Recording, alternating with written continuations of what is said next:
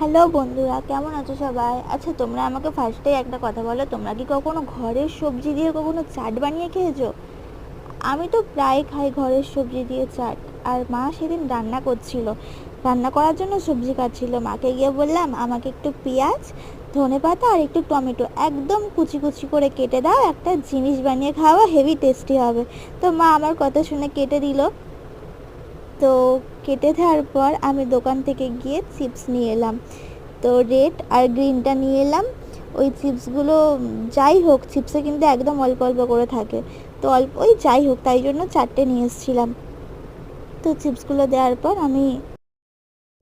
তারপর আমি ওতে একটু ঝুরি ভাজা দিয়েছিলাম, দিয়ে একটু ভালোভাবে মিক্সড করে আর চিপসগুলোকে একদম ছোট ছোট করে গুঁড়ো গুঁড়ো করে নিয়েছিলাম হাতের মধ্যে।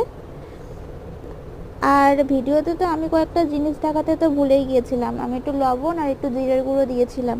তোমরাও চাইলে দিয়ে দিতে পারো, তাতে আরও টেস্টি লাগবে। তো তোমরা যদি এইভাবে ঘরেতে একবার ট্রাই না করো, তো একবার ট্রাই করে দেখো, দারুণ খেতে লাগবে। তো তো বলো গাইস, আমার ভিডিওটা কেমন লাগলো, আর ভালো লাগলে একটা লাইক করে দিও, আর আমার চ্যানেলটা সাবস্ক্রাইব করে দিও। চলো টাটা, এই পর্যন্তই আজকে।